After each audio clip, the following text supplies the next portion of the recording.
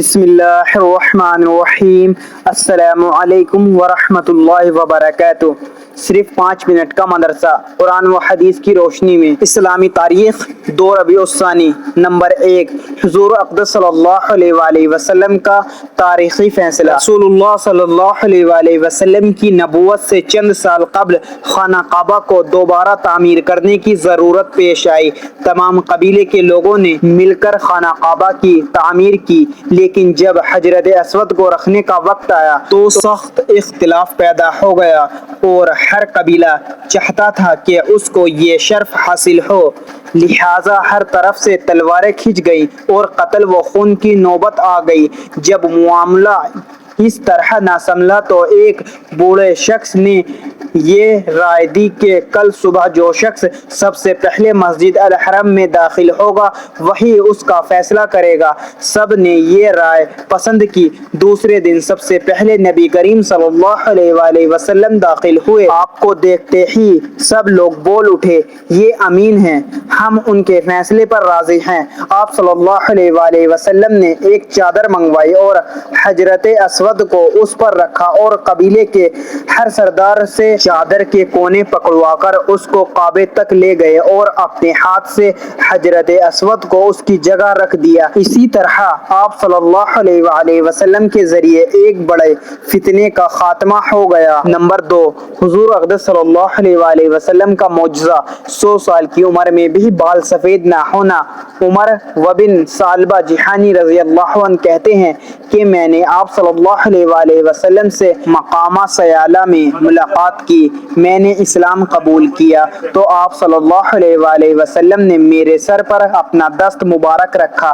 چنانچہ حضرت عمر بن ثعلبہ جہانی رضی اللہ عنہ نے 100 سال کی عمر میں وفات پائی، لیکن سر اور چہرے کے جس حصے پر آپ صلی اللہ علیہ وآلہ وسلم نے اپنا دست مبارک رکھا تھا وہاں کے بال سفید نہ ہوئے۔ نمبر 3، ایک فرض کے بارے میں۔ فجر اور عصر پابندی سے ادا کرنا۔ رسول اللہ صلی اللہ علیہ وآلہ وسلم نے فرمایا، ہرگز وہ آدمی جہنم میں داخل نہیں ہو سکتا جو سورج نکلنے سے پہلے فجر کی نماز اور سورج غروب ہونے سے پہلے عصر کی نماز پڑھے۔ نمبر 4، ایک سنت کے بارے میں۔ دنیا و آخرت میں عافیت کی دعا۔ رسول اللہ صلی اللہ علیہ وآلہ وسلم نے فرمایا، بندے کی اپنے رب سے مانگی جانے والی دعاؤں میں سب سے افضل دعا یہ ہے، اللہم انی اسألک المعافۃ فی الدنیا والآخرہ۔ ترجمہ، اے اللہ میں دنیا و آخرت میں تجھ سے عافیت و بھلائی کا سوال کرتا ہوں۔ نمبر 5، ایک اہم عمل کی فضیلت۔ عورتوں کا چند باتوں پر عمل کرنا۔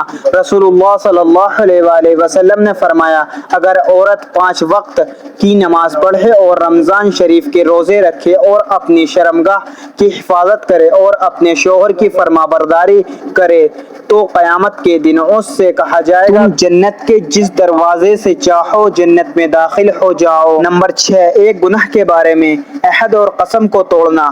قرآن میں اللہ تعالیٰ فرماتا ہے، یقیناً جو لوگ اللہ تعالیٰ سے عہد کر کے اس عہد کو اپنی قسم کو تھوڑی سی قیمت پر فروخت کر ڈالتے ہیں تو ایسے لوگوں کا آخرت میں کوئی حصہ نہیں، اور نہ اللہ تعالیٰ ان سے بات کرے گا اور نہ قیامت کے دن رحمت کی نظر سے ان کی طرف دیکھے گا اور نہ ان کو پاک کرے گا اور ان کے لیے دردناک عذاب ہوگا۔ نمبر 7، دنیا کے بارے میں۔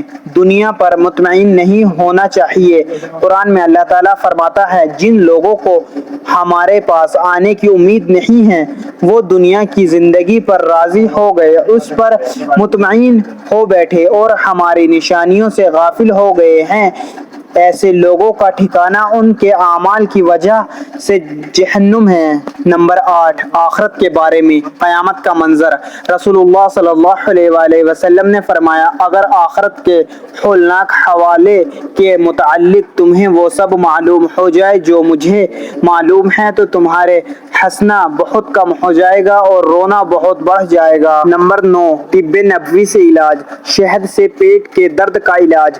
ایک شخص رسول اللہ صلی اللہ علیہ وسلم کے پاس آیا اور عرض کیا، اے اللہ کے رسول، میرے بھائی کے پیٹ میں تکلیف ہے۔